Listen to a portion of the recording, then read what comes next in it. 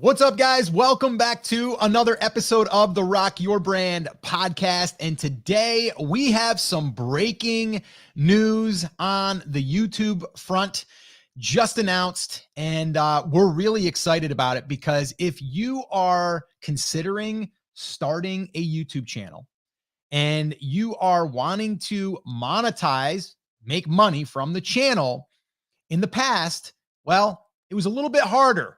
And now YouTube made it easier. And we are going to discuss what that looks like, what the changes are, what it means for a new creator or a small channel, and and how you're able to now get into the game.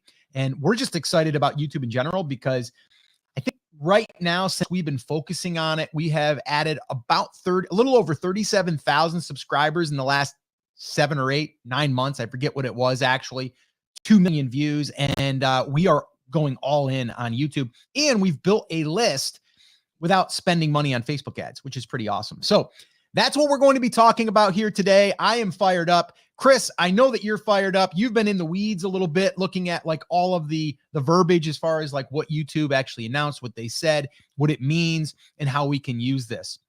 The other thing I want to do is I want to also break down a high-level view of like, if you're just getting started and you want to build an audience, whether it's to drive people to your Etsy shop, drive people to your website, drive people to an affiliate offer, any of that stuff, we're going to discuss that. And we're actually doing this behind the scenes right now on our own channel, but we're also helping 2 other people build a channel from scratch, which is going really well. And actually, my son and I just decided to start a little channel on the side just to kind of have a little fun. And it's something we've been wanting to do. And well, because I'm going all in on YouTube. So I want to go into another niche and just play around over there. So pretty excited about that. Chris, you ready to rock and roll here on the YouTube front? Let's do it, man. And it's funny because you and I were just talking how much we like YouTube. And actually, I think it was the last episode of this podcast. You and I were talking about one of the reasons we like YouTube is it's one of the lowest barrier to entry ways to monetize something that you're doing. It's one of the easiest ways to build an audience and get paid for it, which is something you were just touching on. And YouTube just made it easier. It wasn't super difficult before, but it was a little bit tricky depending on, the niche and things that you were in, because you had to meet some really kind of arbitrary seeming requirements.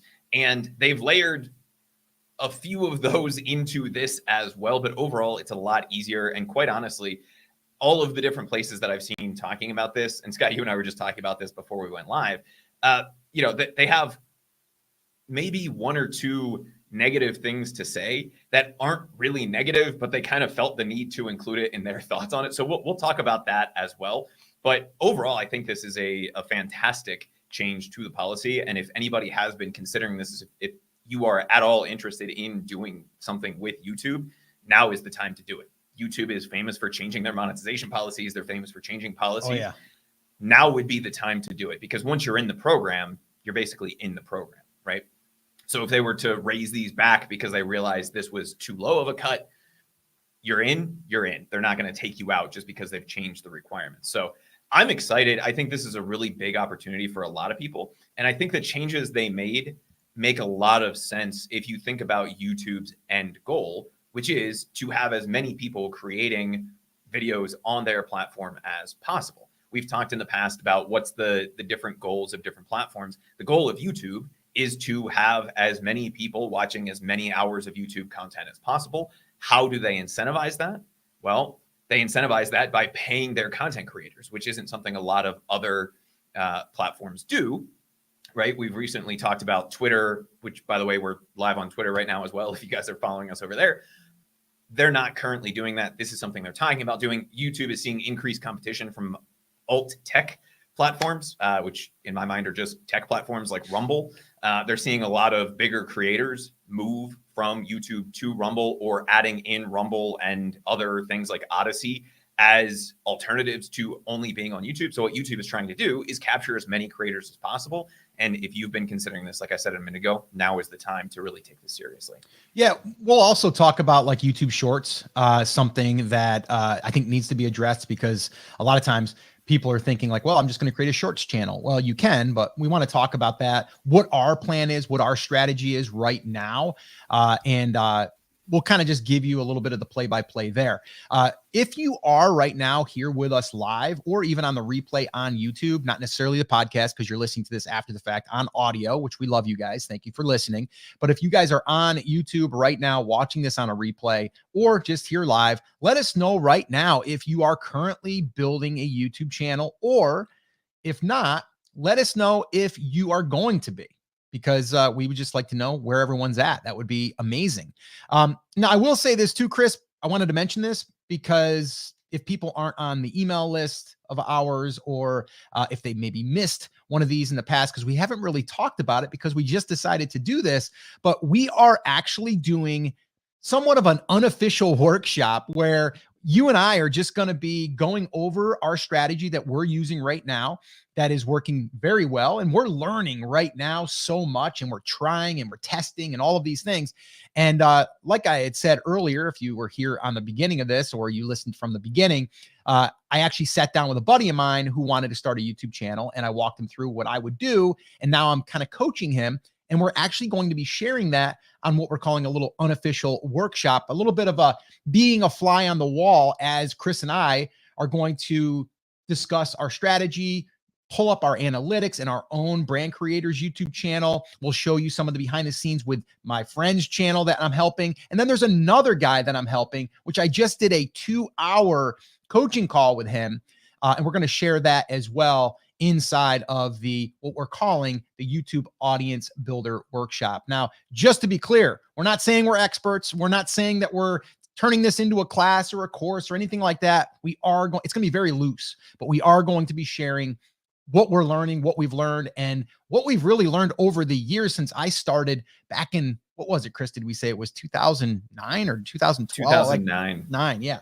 So that's what we'll be doing. So if you guys want to hang out with us and kind of go back and forth and strategize, and we can kind of look and see what you're doing. You can hear what we're doing, and we'll show you exactly what we're doing on our channel and the other channels that we're working on, all of that stuff. If you want to be a fly on the wall and hang out with us, head on over to, and I've got a little link here for you. If you go to brandcreators.com/YT, if you go there, you can do that. And Chris just pulled it down for me. Then you brought it back. There you go. Thank you, sir.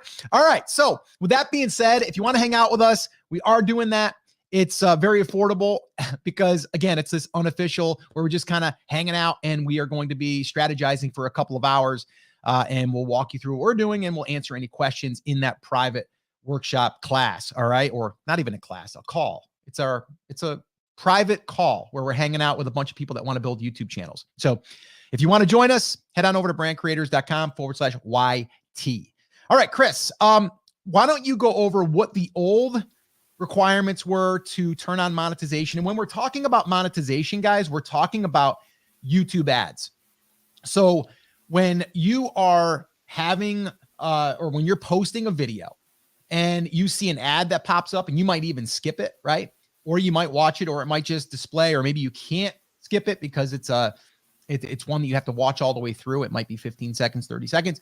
That creator is getting paid per 1,000 views on that. It's very similar to when you have a blog or a website and you turn on ads on your blog content.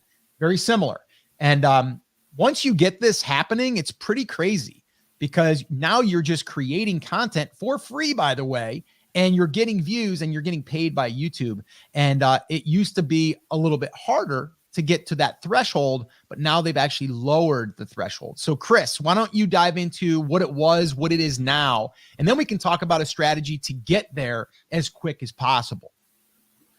So the old requirements, which aren't really that old, if I remember correctly, they're only about a year old at this point because they've changed it so much, were fairly straightforward. There was really only 2.5 requirements. You had to have 1,000 subscribers and 4,000 watch hours, meaning 4,000 hours of people watching your content. So if you had an hour-long video and 4,000 people watch that entire thing, that would get you there. Typically, you're seeing 10, 15, 20-minute, maybe 5-6-minute videos even, right?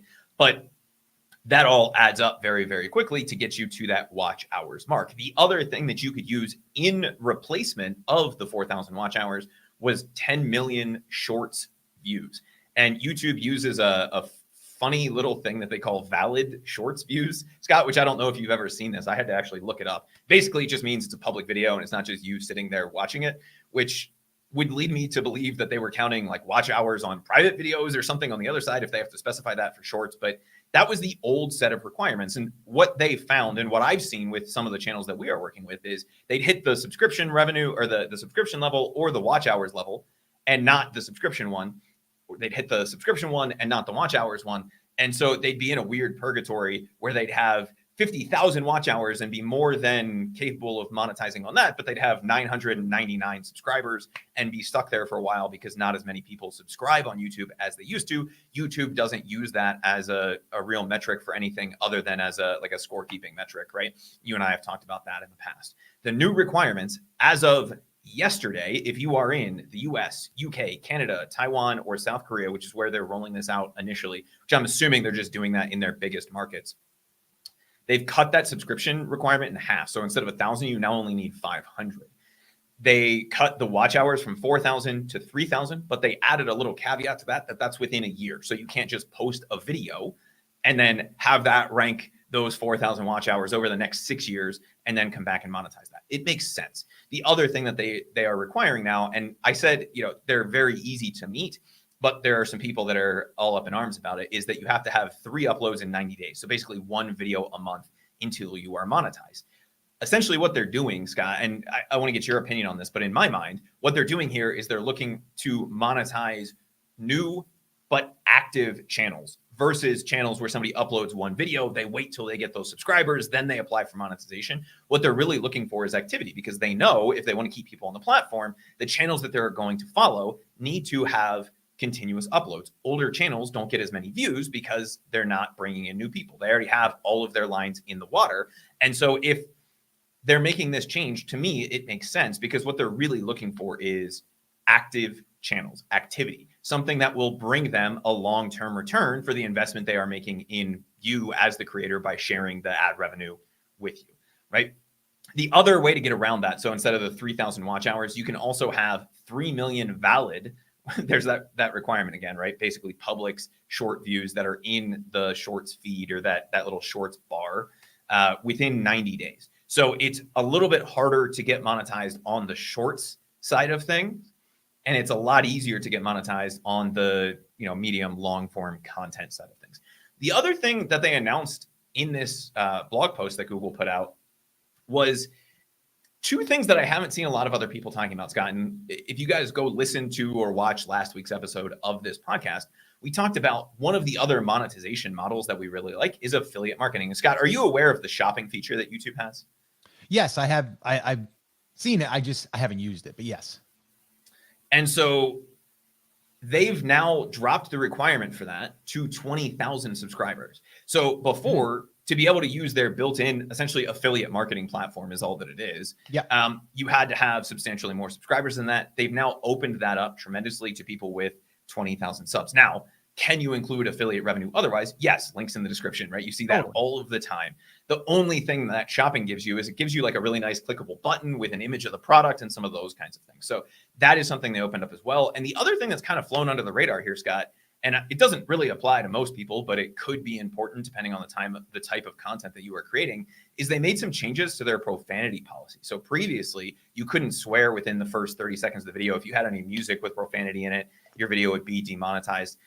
Now that is only within the first 7 seconds. So basically, as long as you get out of the first 7 seconds, if you need to have profanity in your video for whatever reason, or you just really like to have profanity in your content, swear. just keep it outside of the first 7 seconds. Just wait and 7 seconds and then curse. Right. Just take do a little bit of box breathing at the beginning, give yourself that nice 15-20 second buffer at the beginning, and then let loose. Feel free. Let it loose. Have at it. And I haven't seen a lot of people talking about that, but I know that was something that when they made changes to that, I believe last year, that was affecting a lot of people that had newsworthy content, police interaction, body camera type of stuff, because that's just what happens in real life. And so they had to, change how they were doing introductions, not necessarily use the part of the clip that was going to grab people's attention, which is one of the things that you need to do on the YouTube platform, or massively censor it in that first 30 seconds. Now they're saying, hey, just like within the first 7 seconds, can you keep it out? That to me is a lot more reasonable, especially for the type of creators that need to have that stuff in their content to give you the full overview of that. I just want to say something here real quick. I would recommend though, like when you're getting your channel up to the first number, right? Like the 500 subscribers and the 3,000 watch hours, I'd keep it clean. Like I personally try not to have any cursing, even with a guest on any of our stuff, just because I don't want the risk of that happening. Now, does someone slip and say something we don't catch it? Yes, but I'm not going to be dropping F-bombs. But if you feel as though that's part of you and your brand and everything, like a Gary V style, go for it. But I would wait until you get through the probation stage, right? It's like you don't want to go into a new school and be the bad kid, right? Like you kind of want to work towards that. You know what I mean? You want to work towards being the bad kid, right? But I would just do that because then there's less of the chance of you being, kind of held back as far as in the algorithm and stuff. So I would probably pull back on that in the very beginning when I'm doing that, because I think setting that standard of like 500 subscribers and getting those 3,000 watch hours, I think once we get that, we unlock now the potential to start earning money.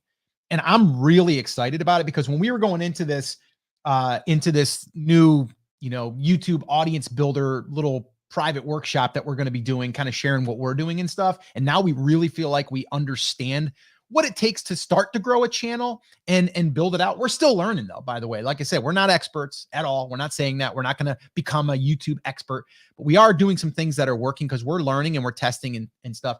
But I definitely think now it's going to be even easier to get there if you kind of follow the simple strategy of posting videos on a regular basis, understanding what is a good video, and really also like how to get the engagement up in a video, because that's going to help your thumbnails. That's a big one, which we'll be sharing all of that stuff inside of there. I've got my buddy put a video up, and the thumbnail was okay. I went in and I tweaked it to my style, and we definitely saw an increase. And so there's a lot there in the very beginning that we can really leverage the strategy that's working right now for a lot of YouTube channels, small, big, medium, doesn't matter. But it's in the very beginning, the goal is to just get there as fast as possible. And if you have a video that hits, and I don't mean a viral video, it doesn't have to be a viral video. Everyone says like, oh, I want to get a viral video. Yeah, that'd be great. But that's not really what you'll need to get 500 subscribers. Like there's the one guy that I'm working with, he kind of started before I actually started working with him. And even at that stage, from what he was doing, he got to 1,000 subscribers. Now he's still working towards his 3,000. Well, it was 4,000, but now it's 3,000 watch hours. He's getting close. But because he had a video that has like 12,000 views right now, he was able to get 1,000 subscribers. So he already hit that checkbox, and now he's working towards the 3,000 watch hours. So I'm just saying, like, to get there, it is going to be a lot easier than it used to be. Even though it was, I don't want to say easy, but it was pretty easy to get there if you understand how to create videos that are getting good engagement. They're going to show up in people's feeds. There's a whole science behind that too, by the way. Like YouTube used to be, and it still is, but it used to be more based on the search algorithm. But nowadays it's more on the suggested algorithm of what you've been interested in the past, which we won't get into all of that right now. We did that on our last live. We could talk about it. And if you guys have any questions, by all means, drop them in the comments. But I just want to say, like, right now to get there is not that hard to do. Like if you have a good niche, you do your validation, just like we've always talked about with anything, and then you're able to create those videos. Consistency is going to be key. That's going to be the secret sauce. And then just uploading and understanding how to get the attention with thumbnails, title, and retention. Like those are the three big ones that we kind of focus on. Yeah, and Scott, one thing I wanted to touch on, something that a lot of people get confused about or get caught up with, is that watch hour thing, right? And so, for example, 3,000 to 4,000 watch hours. Now it's 3. It was 4, like you were saying, is not that hard to get. And the video that was uploaded to the Brand Creators YouTube channel yesterday is already at like 330 watch hours or something like that, right? One of the other channels that we're working with, they uploaded a 3-minute video yesterday, and that's at like 70 or 80, right? And so it's really not that hard to get there if you are doing some of the other basic things right. And so even if we use that as the example, because that is a little bit of a newer channel in terms of posting YouTube native content, even if we were only posting those 3-minute videos, if we're doing 2 or 3 of those a month, you get to that 3,000 watch hours pretty quickly. And again, that's just within the first day. If you look at the video that we posted yesterday, that's already 10% of that entire requirement for the year. So if we only posted one of those videos every month for the next 10 months, we would not only meet that 3 videos in 90-day requirement because we're posting once a month, but it would be fairly easy for us to get to that 3,000 watch hours in that first year. Yeah, I also want to ask a question in the comments right now. If you guys are here live or on the replay, even, like, what has held you back right now or even in the past from starting a YouTube channel? I'm just curious. I want to see what the roadblocks are, and hopefully we can help you guys, whether it's here today or if it's on an upcoming podcast episode, video, whatever. Because as you guys can see, like, this channel, Brand Creators, the channel that you're on right now, if you're watching this on YouTube, if you're on the podcast, you're kind of listening on your phone and probably in iTunes or one of the others. But if you're on YouTube right now, well, you're able to kind of forget where I was going with that, but you're able to now, okay, because you're on this channel, we are talking about things that have to do with a brand. So a lot of times people think like, oh, I have to go really, really niche. And you do in the beginning, but then you can start to widen out. And that's kind of what we've done even with the Etsy stuff that we've talked about, right? So we talk a lot about Etsy, and we do really well with YouTube content with Etsy, but now we wanted to kind of, widen that and broaden that. So now we're talking a little bit about YouTube, right? We're not going to be like the whole channel is about YouTube, but it's about building an audience. What can you do with the audience? You can then build an email list. You can direct that traffic to your Etsy shop. You can direct that traffic to your website, like audience building. So now we're talking about audience building. It just happens to be with YouTube. The reason why I'm sharing that with you guys is because on this channel, Brand Creators, it's kind of like changed like 3-4 different times. And this most recent time that we changed and pivoted a little bit, we went with the Etsy side. And from there, we really started to get some momentum. Now we're opening it up a little bit. We're like, okay, what else would Etsy sellers need to know or should know that isn't being talked about? Audience building, building an email list, creating content, right? External traffic, all of those things, right? So the reason why I'm sharing that with you guys is because when you start your channel, you can be thinking narrow, which is fine, but we still want to think about how do we reach a wider audience? Which again, it takes some time. You have to understand like what you're looking at, some of those things, but hopefully we're helping you guys through, posting content like this here on the channel. And again, if you guys have any questions or any upcoming videos that you want to see us create, drop them in the comments, right? Because again, we're creating this content, and a little secret, there's going to be ads running on this YouTube channel and on this video that YouTube will pay us. And that's just from an ad being displayed. You don't have to pay anything. You just have to like either watch it or skip it. And we can't tell you to watch it. Don't want you to watch it. Don't watch it, by the way, just skip it.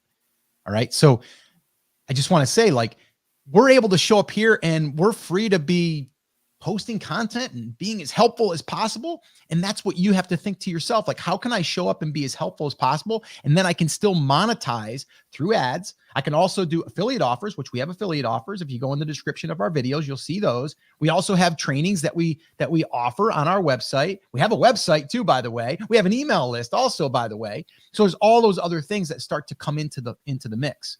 Okay. So just wanted to throw that out there kind of high level on kind of how it all kind of fits together. Chris, we got any questions, or did you want to discuss something else before we move on? We have a couple questions, and then you had asked a question, Scott, and I believe it was, and correct me if I'm wrong on this, like, what's holding you back? Was that okay.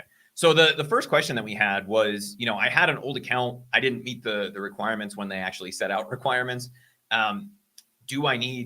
Do you think that they'll reactivate my AdSense if I meet the new requirements? I've heard that it's better to start a new channel and open a new AdSense account. So if you are the same person, you really are only supposed to have one AdSense account per person, but it's really tied to the channel more than to the individual.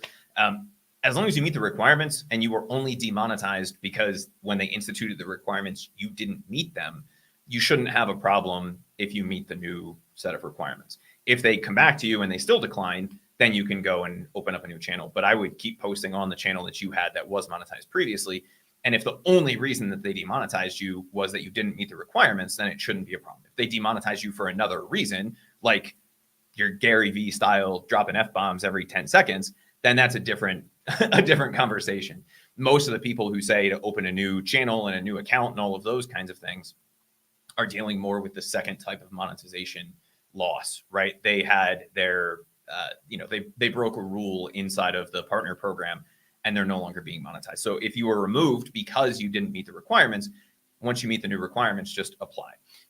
Scott, you had asked what's holding people back. We've had a couple different people say something to the effect of competition and understanding what types of content to create. I think Reaching Higher gave us the other version of that comment, right? Content creation ideas, what niche should I start out with? Is it, faceless channel, all of those kinds of things. So let's start with the competition side of things. How do we look at competition on the YouTube side of the world versus Etsy, Amazon, anywhere else? What's the difference in what we're looking at?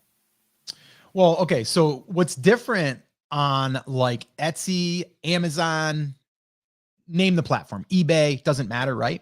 It's all going to be based off of someone's search intent, which I love search intent, by the way, because if someone is searching for a bass fishing shirt for dad and they go to Etsy and they find it, there's a good chance that they might buy from me, right? If I rank there.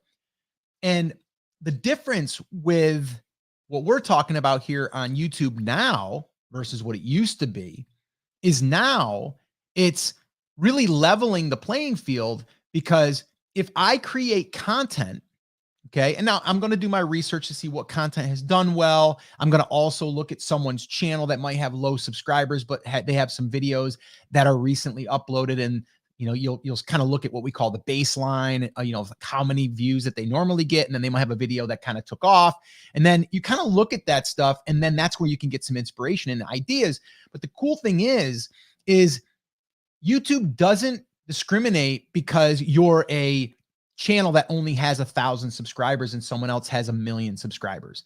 Okay. What they look at is, okay, what is this content about?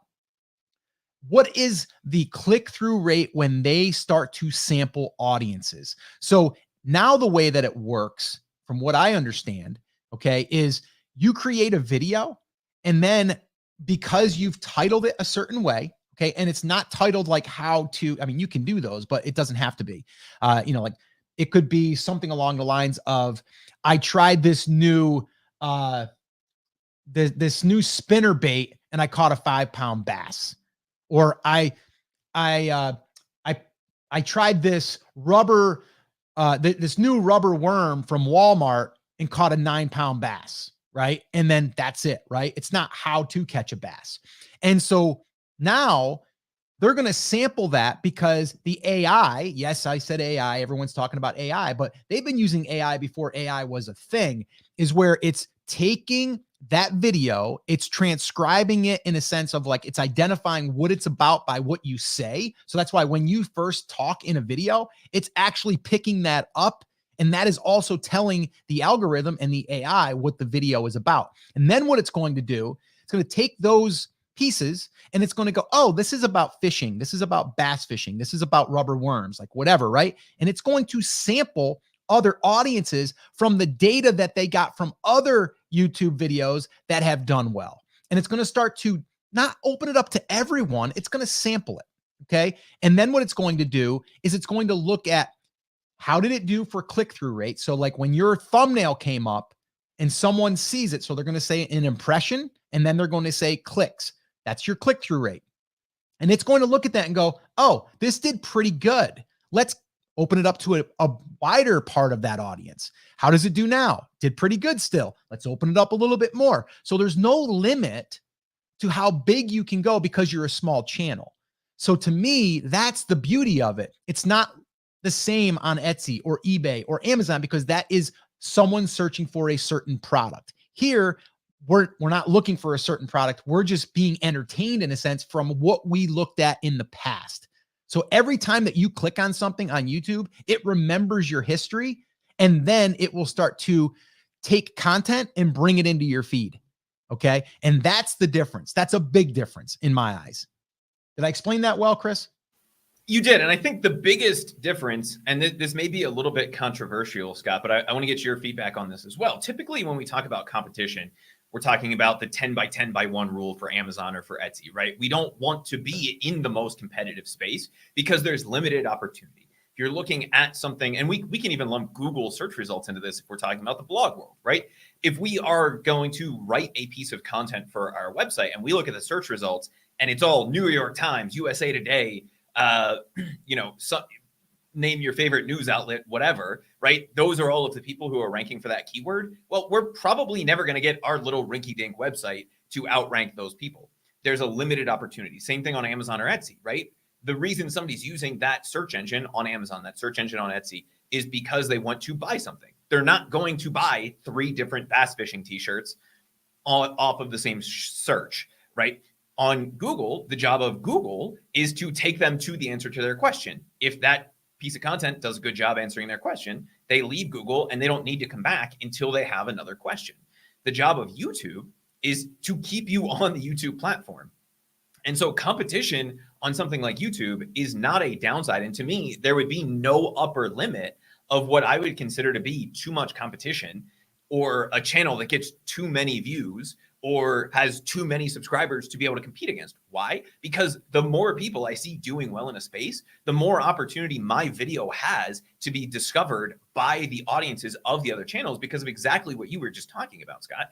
YouTube's algorithm, some people will say algorithm, some people will say AI, right? It's all the same thing in the eyes of YouTube, is designed to show you the video that is the next best video for you. And the way that they do that is they look at things like click-through rate. They analyze every word that's spoken in the video. They analyze all of the different parts of the thumbnail. They analyze the comment. They analyze the description. They analyze all of those things to say, hey, this is a video, even though it has 5 views right now, based on everything Scott has watched, this is a brand new channel, video with 5 views. Scott would probably like this. So they're going to give it a chance in front of Scott. If Scott doesn't watch it, that's cool. They're going to give it a chance in front of me. And then in front of World Photo Girl, or Word Girl Photo, right? Reaching Higher, Dream Talking with Vicky. They're going to show it to all of these different people because they say, hey, I know you're not subscribed to this, but everything else you've ever watched tells us that you would probably like this video. And they're able to give it the chance. So we're dealing with essentially unlimited opportunity because people don't have a single thing that they're trying to answer with the platform. Now, in the case of a search-based video, how to catch a bass, yes, once they watch one of those videos, then their question is kind of answered. But 75 to 80% of all of the views on YouTube, right? The vast majority are coming from suggestions and recommendations, which would be the algorithm, not the search side of things. And so even if we have a brand new channel in a hyper competitive space, YouTube still gives us the opportunity to be seen. And it's like Dream Talking with Vicky said, a lot more flexibility because we don't have to worry about setting upper limits on who we can compete against. Because as long as we're creating good content and doing a few basic things right, like creating a good thumbnail, understanding how to get people to watch through the video, even if we only get a handful of people to do that at the beginning, which is not an uncommon thing, right, then YouTube starts giving us more and more chances. The other thing is, and Scott, I know that we've talked about this a little bit in the past, but YouTube, unlike most other places, is an extremely evergreen platform. Totally. One of the channels that we are working with has a video from September of last year that up until the beginning of April had, I think, 500 views. At the beginning of April, YouTube found an audience for that 2-hour-long video, and it's now getting several hundred views a day since the beginning of April. What happened? YouTube was just going, maybe you'll like this. No, you don't. All right. Maybe you'll like this. No, you don't. All right. So that video blew up almost 8-9 months after it was in there without them doing anything differently. It was just YouTube finally found a way to make people want to watch that video without them having to change anything else.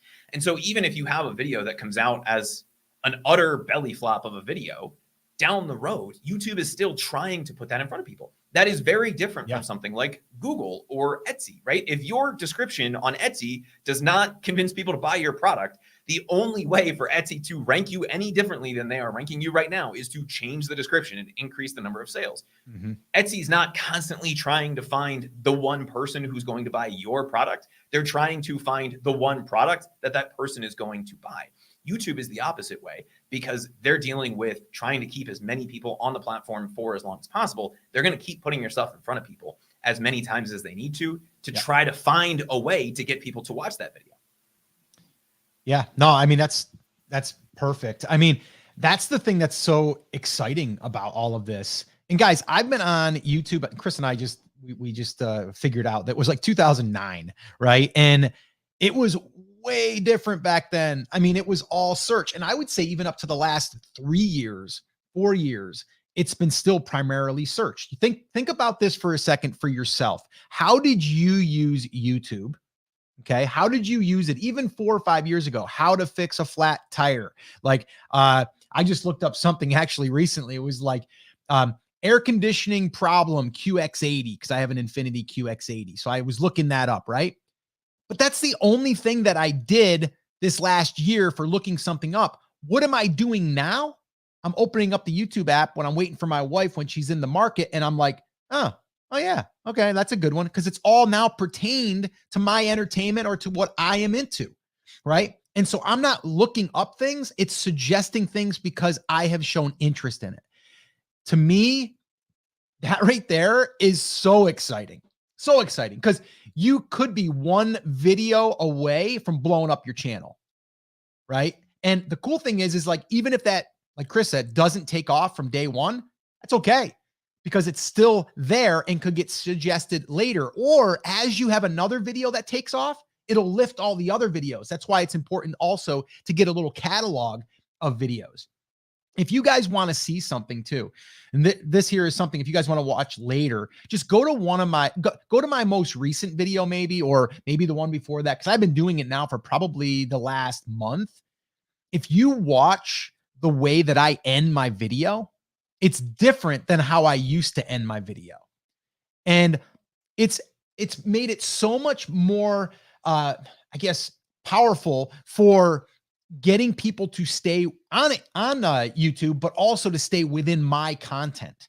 Okay. Because now they're going to another video that I'm suggesting. Right. But also when that happens, it shows YouTube that people that watch this video also might like this video. And now YouTube suggests my videos, not someone else's video. So that's something, like, again, just if you want to go back and watch one of my videos, just go pick one out of the last month. And you'll see at the very end, that's what I do. There's something that I do there. And I was able to look at the data, because that's what Chris and I are doing. We're looking at data, we're testing things, we're learning, we're testing. And then I was able to see that graph at the end, instead of it just dropping, because people are like, okay, the video's over, he's saying goodbye and all this stuff. It went from like a big drop to where it barely tailed down. And again, this is something that we're going to be sharing on this unofficial type workshop that we're going to be doing on building a YouTube channel and audience. And that's coming up here on July 1st. So if you guys are interested in joining and hanging out with us, we're going to open up the analytics, and we'll show you behind the scenes of that. Probably even, Chris, I was even thinking about this, because I think one of the most important parts here is coming up with content ideas. We're going to do that for sure. But then I also think is like how to create a really good thumbnail. And guys, I use Canva. I'm going to probably just open up Canva and I'll build one right in front of everyone, like while we're doing it. I mean, I kind of have a formula now that I kind of use. I mean, you can just look at my thumbnails, but I'm always testing too, right? Recently, I've been using some fire in there, right? And the reason why I've been using fire is because other people that I'm following, not in my industry, by the way, in a different niche, was using that, and it seemed to be working for them. So I said, I'll try it on mine. Well, guess what? Yesterday, Chris, I think we had our longest, best running click-through rate, because you kind of look at it like first hour, first 3 hours, first 6 hours, and then the first 24 hours. And just to give you guys a little insight there, like having something above like an 8% click-through rate is pretty good. And if you could hold that and even get it higher, it's going to keep introducing it to bigger audiences. And I forget where we are right now, Chris. I mean, you might be able to give us that number, but I know this morning we were still up over like 8 or 9. So But anyway, if you guys want to hang out with us, go to brandcreators.com/YT. Again, it's not a course on how to, create everything and click by click, but it is going to be us walking through as if we were sitting down having a cup of coffee and you were like, okay, what should I do to get started here on my channel? How can I get to my first 500 subscribers? How can I get to the 3,000 watch hours? And then we're going to basically kind of reverse engineer what we've done and what we're also doing for these other newer channels. So if you guys want to hang out with us, kind of pull back the curtain, head on over to there, to that link, and you can go and sign up for that. Yeah, and our click-through rate is still well above 8%. And it looks like it's climbing again. Again, the higher you can get that click-through rate, the more people watch the video, the more people YouTube shows that video to. So to me, that is kind of one of the number one things. And it's got that other channel that we were talking about that posted the 3-minute video. That thumbnail is almost a 13% click-through rate. And it is by far their number one video on that channel. It's the third video that they've posted. The other 2 videos were posted 2 weeks ago, I guess, at this point. They're right around 2,000 views each. The video that was posted yesterday is at 1,700 views in the first day. Why? Because that click-through rate is so much higher than it was on those other videos that YouTube just keeps opening it up and opening it up and opening it up to say, hey, if people are still clicking on it, I'm just going to keep showing it to people. And that's one of the things that I really like about YouTube as a platform is they give you all of the data. They don't necessarily tell you what to do with it like Etsy did, but they do give you all of the data that you need to be able to not go from 0 to 100, but go from 0 to 5 and 5 to 10 and 10 to 15 and 15 to 20, right? It allows you to stair step your way up and test things along the way. And you can always, if you have a thumbnail that doesn't work, which you may notice this sometimes, we change our thumbnails. Why? Because we know what a good click-through rate is for the channel. And if we're not doing as well as a good click-through rate, then we'll take another whack at it and try again. And that's one of the things that's nice about the YouTube platform. Scott, Reaching Higher had asked about content creation ideas as well, but the second part of their question was, what niche should I start out with as a faceless channel idea? What types of channels to avoid? Basically anything that doesn't literally require your face, right? So a beard grooming channel, a makeup channel, right? Any of those kinds of things you could do as a faceless channel. There's a bunch of different ways to do it. We are going to be playing with some of those as well. But if you can get on camera and create that personal connection with people, that's usually the better way to go. If you hate cameras, you're like, no one will want to look at my weird face. I don't know why anybody looks at me, but that's fine, right? You can do that, and you can do that as a quote unquote faceless YouTube channel. The one piece of caution that I want to give there is the way that you normally hear people talk about that is they're talking about like a faceless AI generated channel, right? Don't do that. Take the extra 30 seconds that it takes to do the audio yourself, and don't use, Mr. Robot to help you come up with that. Depending on how you're doing that, that is something that cannot be monetized at this point. That was another change that they made to the monetization requirements. So if you are going faceless, just have a human doing the audio, and that should get you 90% of the way there. Melon Design said, my reason for being held up is kind of dumb. Most of my videos are created in a tall 16:9, so that would be this way. Yep. So I'd need to record 2 for each. Tall format is compatible for other channels, but okay for shorts only. And the answer is no, it's not, right? The other thing that I would recommend is just upload those and see what happens in the 16:9 format. Yes, you're going to get letterboxes, right? But there's no reason not to upload that existing content. My suggestion would be that you film in 16:9 and then just change the aspect ratio. Just keep in mind that what you're doing is if you want to do a short out of that content, you can just change the aspect ratio of the video after the fact to a 9:16, right? A tall versus a wide format to make that a shorts applicable video. My suggestion for anybody is all anybody ever really talks about is shorts. I would make that the least priority of the things that I'm doing. I would focus on the longer form content. Not only is the monetization on the shorts kind of a thing, not super clear because it's as opposed to getting paid for people watching your video, they say, okay, out of all of the shorts that were watched, what percentage of people watched your short? And then they like divvy up the ad revenue because they play them between shorts, not in front of shorts. So they can't contribute all of that revenue to you. It's much easier to monetize on standard videos than it is on the short side of things. And they're still making a lot of changes to the shorts algorithm. And it's still not really its own thing on YouTube. So unless you really, really, really love shorts, I would focus more on the longer form content. And then if you want to add a short into the mix, go ahead and do that. But just take that 16:9 video and crop it down to the right format. Does that make sense? I was going to say the same thing. I honestly, like right now, I know like shorts is like a hot topic. It's a trending topic of people wanting to create like these shorts channels and stuff like that. And I get it, right? It's like new, it's sexy. It's like everyone's saying like you can just create these 30-second, 45-second, 60-second clips, put them up on YouTube Shorts, and then you can purpose that on multiple platforms like TikTok and Snapchat or whatever, right? Like and Instagram. I personally, and we've played with shorts. I'm not saying we won't do shorts again, but what I'm saying is like right now, we are starting with the main video as like the foundation, right? Like it's coming from there because we want it to be native on, on our channel for a longer form video. And I say longer form, it's like anything over that shorts number, right? It could be a 2-minute video. It could be a long form technically, but I like to shoot for over 8 minutes. Not because it's like anything to do with the algorithm, although I do, and I can't say that this is proven or anything, but I've heard that if you go over the 8 minutes, you're going to be adding more potential sponsors, ads, and then YouTube could push that more because they're going to get paid more.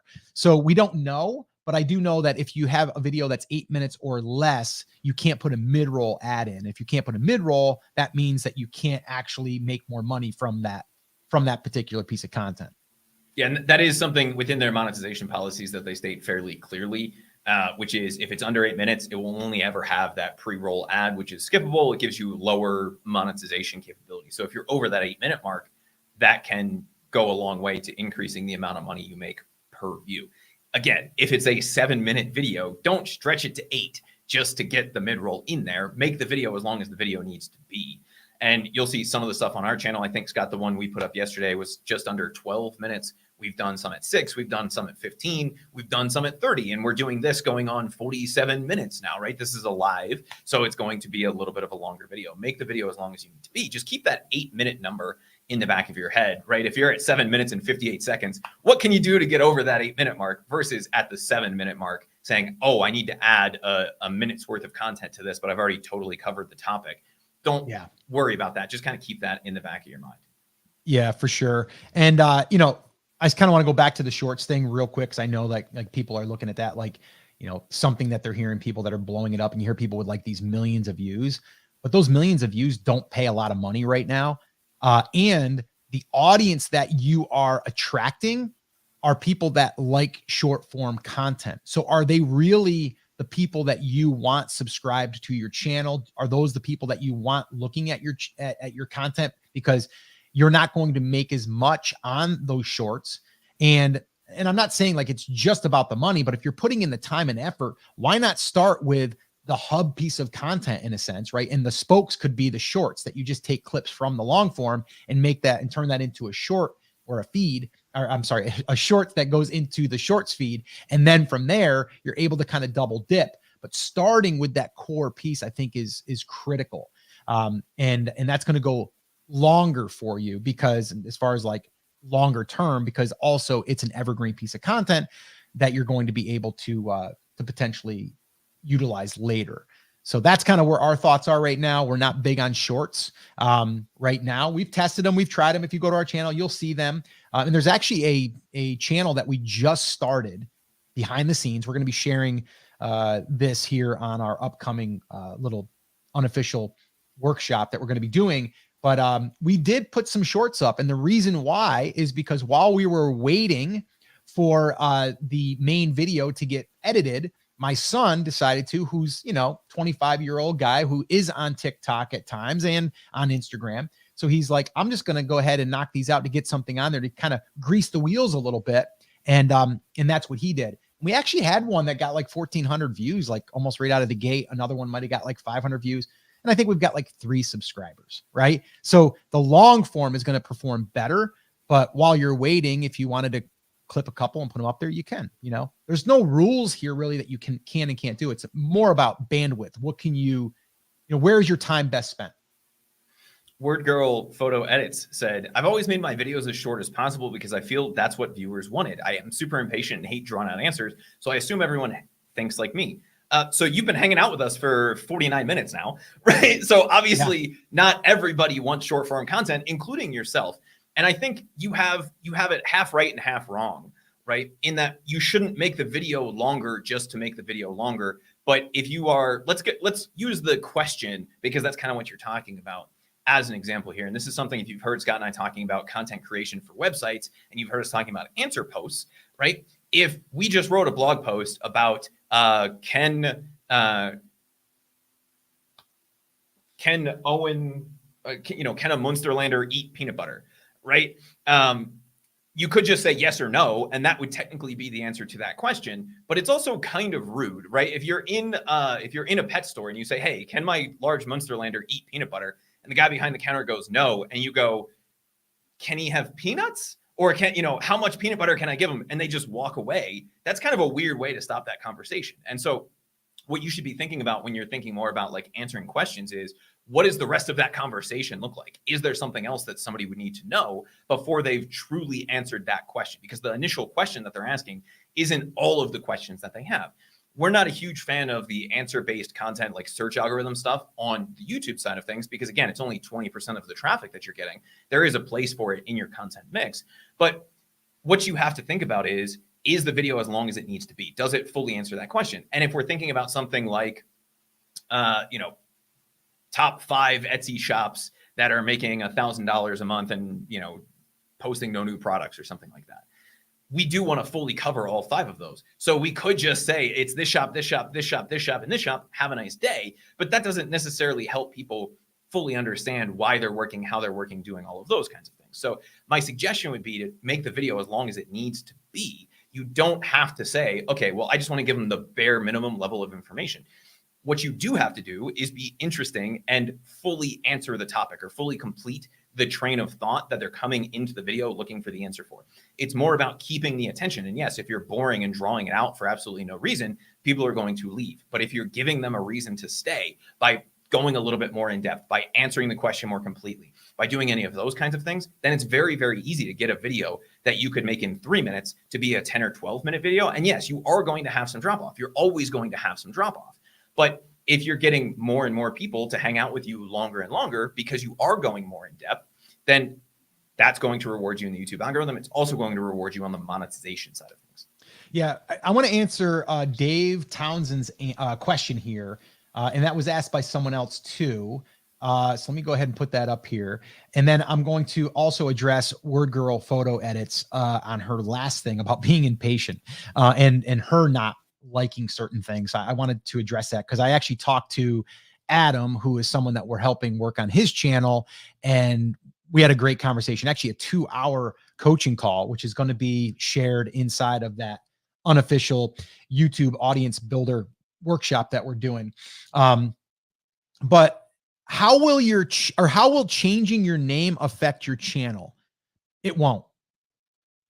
That's it. Okay. So I just answered the question. So now we're done, right? No, you guys probably want me to elaborate. You see how that just worked, right? So this is a question.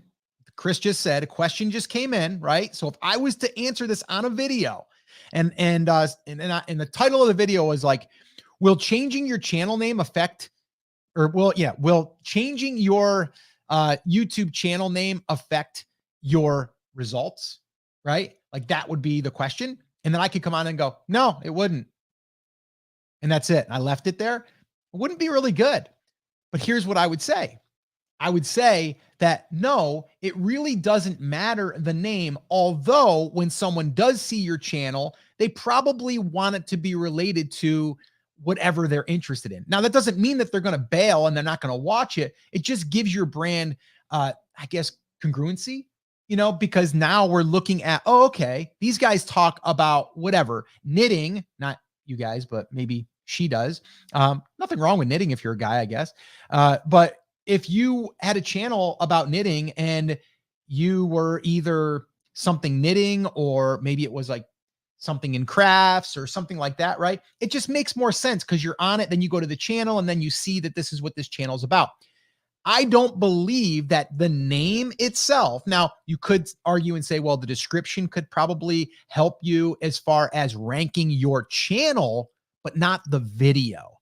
So the way I understand it is videos are independent, just like a website is independent. Now, does that mean that YouTube won't take the history of the channel of what it's about and take your videos and start putting them in front of audiences quicker? Yes, but the name necessarily isn't going to be the thing that is going to affect that. All right. Now, if we were going after search traffic, then you would say, okay, let's put the name, something that's, a search keyword, and let's maybe look at the description and add some other indicators there. But pretty much if you are talking about something, I mean, how many channels are the person's name? And then they talk about certain topics. It's now the channel has been trained, or it's been trained by the author of what they're posting about. That's it. So to me, the name is more about the experience of the person that's consuming the content, to want to know where it comes from and what the brand is about. I think we're probably a good example of that. What is the name of this channel? It's not how to create better YouTube content. It's not awesome Etsy shop. It's brand creators. Why? Because that's who we are. That's what we do. That's the type of content that we focus on. Very few people outside of somebody who we talk to at a Seller Summit type conference are searching for us. The way that they find our content and come into our ecosystem is through that suggestions and recommendations engine. And I can, with fairly decent certainty, say the last 20 videos that you clicked on, unless you already knew who the creator was or who the channel was, you didn't even look at the channel name. You looked at the thumbnail and you looked at the name of the video and you went, that's the thing that I want to watch right now. That's the thing that I need. So the channel name is not super important. I would keep it to your niche, right? Or put it in your name, just so that when people look at it, they go, okay, this is 10 awesome cat breeds video, and it's from Doggolicious. That feels a little weird, right? But if, it was Feline Fancy or whatever, which I think is actually a magazine, if that was the name of your YouTube channel, that would have a little bit of a better impact on that. But it's not something that is going to really influence how much people click on your video. And Scott, to your point, do they take the channel history into account? Well, yes, just like Google and Etsy and everybody else does, but it's really on the benefit of the doubt side of things. Mm-hmm. And so if you have a 5 million subscriber channel, that initial audience that they open you up to is broader than somebody with a 5 subscriber channel. Yep. But what it really comes down to, it really is a democracy on YouTube more than it is pretty much anywhere else, because they're saying, all right, well, if I show this to 1 million people and no one clicks on it, then I'm not going to show it anymore. But if I show this 5 subscriber channel video to 1 person, right, same ratio, they click on it, then I'm going to open it up to 10 and 20 and 30 and another 100. And so people are thinking about this more from a search perspective, which is a lot of what we've talked about in the past in terms of content creation, not how YouTube works. YouTube is a lot more of a democratic process. And what the way that people vote on YouTube is by watching your videos when they're presented to them. So a lot of that like technical SEO type of stuff is not important.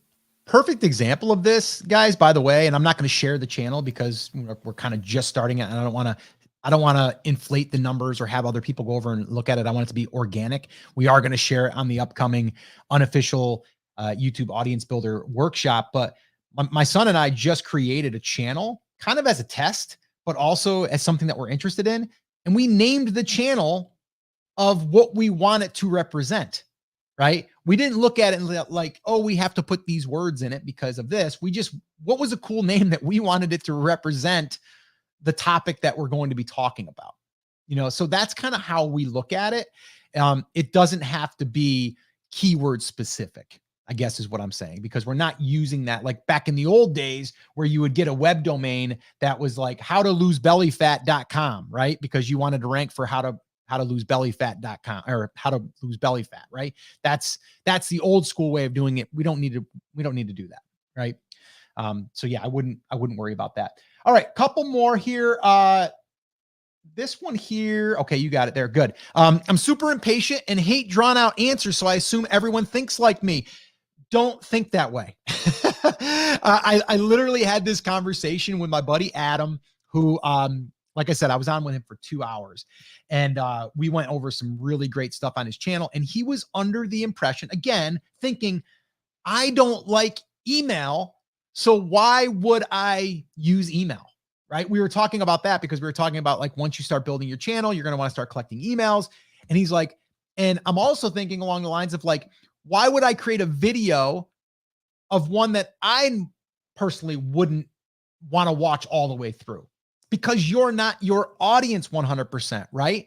Now, I'm not saying like you don't want to create a video that you're proud of or that you know feel is good, but you have to understand that when you're creating a video from someone else's point of view, they may need those things to really understand the concept that you're trying to explain. Like Word Girl said something along the lines of like, well, you know, like what if they said like this was the old way, this is the new way? Well, that's kind of what we did here today, right? We have to tell you what the old way was because you might show up, my one viewer, right, that just came here, that just found this, and they've never heard of us before, and they don't know that there was an old way. We have to educate them and get them caught up. So you have to treat it as though you have to speak to one, but speak to many. And I think it's just natural and normal to kind of let people know part of the story. And I think that's another thing is like, how do you become a good storyteller? I'm still working on this. I'm still working about how to be more comfortable on camera, how to be more energetic on camera. I know some of you will say, but Scott, I've watched you on camera before, and sometimes it sounds like you're shouting. I've actually had a bunch of comments that are saying, Scott, you don't have to yell. They're right there. I know, but that's how I present. I'm excited about it, right? And maybe I'll try to do one where I don't do that. Like I can't do that. And we'll see how it performs. But my point is this, is that you can't think to yourself like, I just have to get right to it. Like, yes, you want to get to it, but there's also a little bit of a formula to it, right? When you come on a video, you want them to know that they're there to get what they clicked in for, like right away. So if you clicked into this video and it wasn't a live, it would have sounded something like this.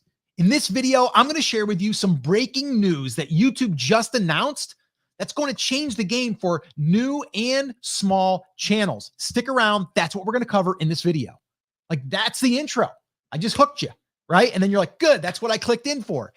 And then I might say, up until this point, for someone to start monetizing, you had to have 1,000 subscribers and you had to have 4,000 watch hours. But now they've made it where we don't have to do that. And this is going to help so many YouTube, channels or new channels or people that haven't gotten there yet. And this is so exciting because now we're able to create content, show up. So see how I'm doing all this? I'm not just saying what it is. I said, here's what it was. And I'm leading to what it is going to be or what it is now. You see, that's the formula, right? So you have to hook, you have to then educate, right? Give them a little bit of the backstory, tell a little story maybe. And then from there, tell them what is now, and then tell them what to do next. It's literally, that's the formula in my eyes. Yeah, I agree with that 100%. And I think I have seen people do this very, very poorly, right? And I think the example you just gave there was very good. But if we were going to do something like this for Etsy, for example, Scott, we might say the old way of doing things is a product focused store or a garage sale based store, right? We're just going to sell 9,000 mugs. And so if we're doing a video on that, we can't just say this is the way to do it, right? This is the new way. Because if you don't already know what the old way is, then we lose you at that point. So yes, if you are like an Etsy expert and you've been in the Etsy world forever, you might know that most Etsy gurus will tell you to just go launch 5,000 different mug designs. But if you're new to the Etsy ecosystem, we can't just tell you the new way, because then even if you watch that video, the next thing that YouTube suggests to you might be somebody telling you the old way of doing things, which not only have we shown to not be as beneficial, but Etsy has very specifically said that their goal is to get more people to buy from existing brands and create more of a branded repeat purchase type of experience. And so if we don't give you both sides of that in the video, not only do we not do our job, but we leave you with less information than you need. You can't be worried about turning off one or two people. And this is a conversation, Scott, that I think we've had with everybody that we've talked to about YouTube so far, right? There are some people, we got a comment at the very beginning of this video, who will never be your niche, right? They'll never be your person. But the beauty of YouTube is the people who do connect with you are going to stay with you. And the people who don't connect with you, they're going to leave you a nasty YouTube comment and you never have to think about them ever. Let's share that. Let's share that comment. Here, I'm going to put it up on the screen. So guys, before we even got on here, this was like scheduled and people saw that this was going to be going live, right? And so this person, Jeff P, by the way, says, I came here just to comment that I will never, ever, as long as I live, click and watch any video with a thumbnail of a person with that stupid looking face. Stop it. Looks ridiculous. Okay. So what? Am I going to stop now? I have all of you people on here right now listening, watching, getting value. Guys, if you are getting value, smash the like button for me. Let us know. It'll help the algorithm and it'll help us. It'll let us know that you guys are there and you guys are enjoying this. But yeah, there you go. So I can look at that and go, oh my gosh, like I better tone down my thumbnails. I better this. No, that guy's not for me. He's not going to show up at my barbecue. Okay. Jeff is not invited to my barbecue. He's not coming over to my house. Jeff, I'm sorry, bud. I don't pertain to you. You and I don't get along. It's okay. Go over there and I'm going to come over here. No hard feelings, Jeff, if you're still on with us. But yeah, Jeff, if you still are on, you're not invited, man. Sorry. Okay. It's one of those things. And that's like, we have all of these preconceived notions in our head about what's good content, what's not good content. And a lot of that comes from people doing content very poorly.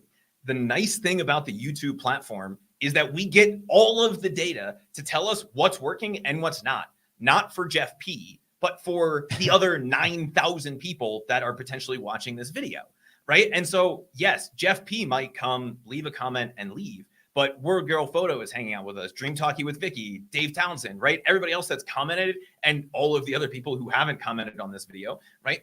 You're hanging out with us. Why? Because we're resonating with you up until this point. Right? We're answering the questions. We're going through and doing these things. And if we change our thumbnail because we get one bad comment or we think, you know, I don't like that style. We need to test it and we need to let the data show us what's working.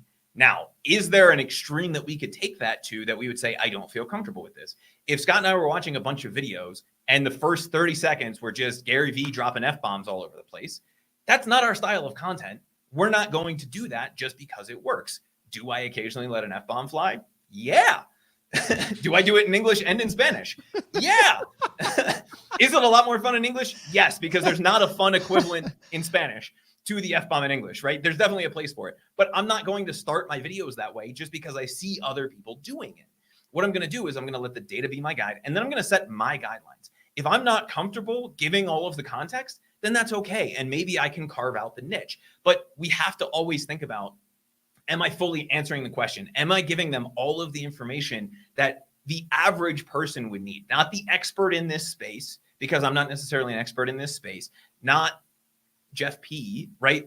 For the vast majority of people in this space, does this video answer their question? Does this give them the entertainment that they need? Does this story help them get them to where they want to go? Going back to the old way of doing things, do I explain accurately the old way that everybody talks about doing things and the way that people should be doing things in 2023? If so, then post it. If not, then we can come back and start to think about that. But we have to let the data be the guide on those kinds of things. Let the data be the driver and like let it help you and guide you. And that's really what we do, right? And we actually look at like certain videos and how did they do? And if they did well, then we're going to create more around that topic and all of that. I did want to, before we jump off here, Dream Talking with Vicky. I want to give her an idea that I'm psyched out of my mind about. Chris, what is that from? What is that from? I have no idea. Come on. Like, seriously, you don't know what that one is? Come on, pull up on screen here. I get back up. Come on. Like, all right, guys, I got an idea that I'm psyched out of my mind about. You don't know. It's Elf. I'm assuming Elf because it's the only movie you ever quote. It just is not. Whenever I say that, I always get the, I always think about that scene. Do you have other movies that you've seen more than once that you quote? There are, yes, there are. There pretty much every time I hear you quote a movie, it's Elf. And I always think about you, Scott. And I know I don't always send you the picture when I see world's best cup of coffee, world's best donut. I think my favorite one, and I think you and I talked about it on live, was like world's okayest cup of coffee, right? Like that would get me to stop and try it because they're not making a weird claim. But yeah. Okay. So what's your idea?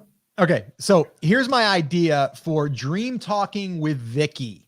So this is what I would suggest, because she says, oh, I can run with this. People love to discuss their dreams. My wheels are turning. I'm going to get them to turn even more. You could have someone submit a video or an audio explaining their dream that they just had. And then you can get on camera and you can break it down of what that potentially could mean, right? Like, I don't know if you're capable of that, but I'm assuming you are. That would be killer content, by the way. Like, that would be amazing, because a lot of people, you're right, they're like, man, I had this weird dream last night. Like I don't know if my wife will care about this, but I'm going to go ahead and say it anyway. She has a lot of times dreams that she can like bounce really high and stuff. Like, she's like a character that's got superpowers and she can jump from building to building and all of this stuff, right? And so I don't know what that means. She doesn't know what that means, but I would love for someone to say, oh, that's probably because of this, right? And why she has those dreams and I really don't have those dreams. I might, and again, I don't really remember a lot of my dreams.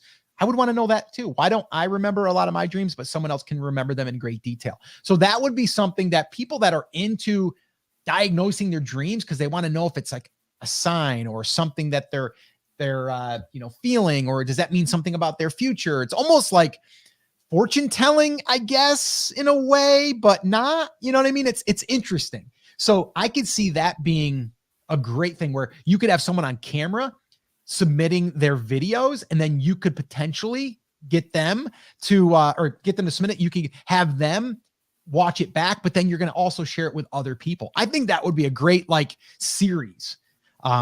Dream talking with Vicky, right? Like, and then that would be the thing. Like, that would be really, really cool. The other way, and this is just us spitballing here, right? Like, if you are artistically inclined, would be to do like animations of how weird their dreams are. And I forget what the channel is. And I watched it 2 or 3 years ago, and it was a guy that just had like the recordings of the ramblings of his 3-year-old. And he took them and animated them into like a YouTube video. And so it's just, like the little 3-year-old talking in the background, and the animation is like the story that he's inventing, right? You could do that as well. But I think doing the dream breakdown is a really cool idea. Yeah. Well. And Be Amazing is perfect. He's part of us. He's an angry elf. Good old Peter Dinklage. Love it. All right. And what is it? How 'twas. Wants to know, what's the breaking news? Please, pretty please. Well, we already said it in the beginning, but I'll say it to you again here and really quickly, is YouTube has just announced that they are making their requirements for monetization lower. So instead of it being 1,000 subscribers and 4,000 watch hours, now it's 500 subscribers and 3,000 watch hours over the course of a year. So that's the breaking news. Pretty exciting. We covered a lot more in this episode, so you probably want to go back and listen. But yeah, anyway, that is going to pretty much wrap it up. He also said, wow, these guys can really ramble or rumble. It was ramble, but it was rumble. Yeah. So, all right. So, yeah. So guys, if you guys would do me a favor, in the comments, let us know, what is your biggest takeaway from today's episode? Let us know that. And also smash that like button, give us a little bit of love, or if you haven't subscribed yet, make sure that you do. We've got a lot of great content coming out. We've got a challenge that I did with my son that's going to be coming out this Friday, where I actually gave him $200 and I said, go turn that into $2 million. I'll leave it at that. You're going to have to watch that video. It's a 7-day challenge. See what happened. You're going to have to watch the video for that one, and you can subscribe to the channel and get all of that good stuff. If you guys have any other videos or any podcast episodes you want us to record on a certain topic, let us know. We're all ears. We want to make sure that we're serving you guys. All right. So guys, that's it. That's going to wrap it up. As always, take care, take action, have an awesome, amazing day. We'll see you right back here on the next episode. Take care, guys.